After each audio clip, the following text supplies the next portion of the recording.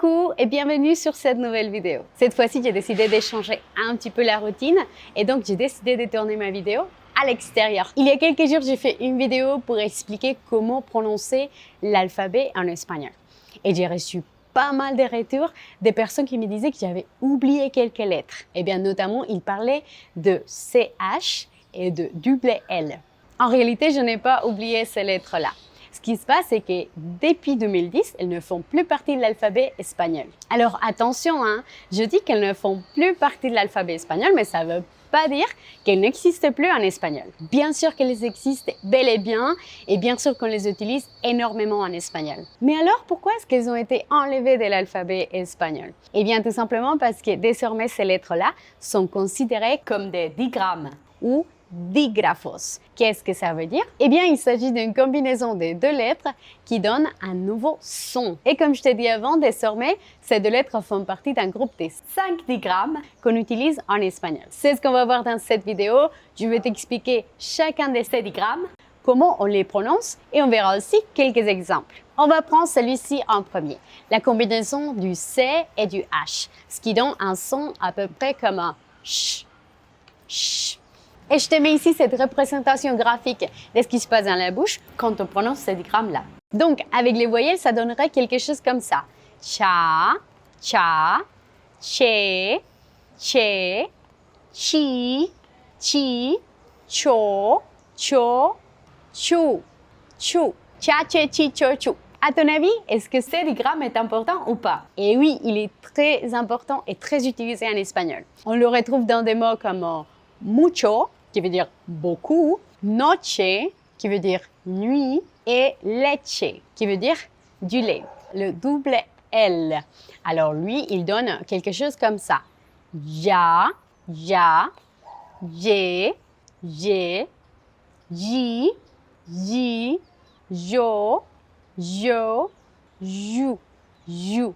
Ya, je, ji, jo, jou. En Amérique latine, on a beaucoup tendance à prononcer le double L de la même façon que l'on prononce le Y ou la Y. On peut le retrouver dans des mots comme lluvia, qui veut dire pluie, llaves, qui veut dire clé, et calle, qui veut dire rue. Le double R, double R. En espagnol, on peut utiliser le R simple ou le R double. Quand il est double, il y a beaucoup plus d'intensité dans la prononciation. Et attention, on l'utilise uniquement quand il se retrouve entre deux voyelles. Comme par exemple dans le mot carro, qui veut dire voiture. Le mot perro, qui veut dire chien. Et le mot barro, qui veut dire boue. Et voici le quatrième, il est un petit peu différent des autres.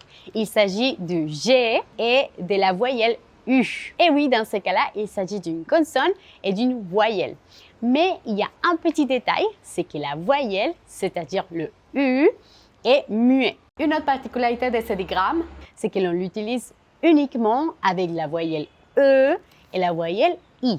Et ce qui donne comme son ge, gi, ge, gi. Pour les autres voyelles, on n'a pas besoin de mettre un U, on utilise le G tout simplement. Ga, go, gu. On retrouve ces digrammes dans des mots comme guerra, qui veut dire guerre. Je ne prononce pas le U. Je ne dis pas guerra. Je dis guerra. Aussi dans le mot alguien, je ne prononce pas le U. Je ne dis pas alguien. Je dis alguien. Et le dernier qu'on utilise énormément en espagnol est la combinaison du Q et de la voyelle U. Et comme dans les cas précédents, c'est exactement pareil.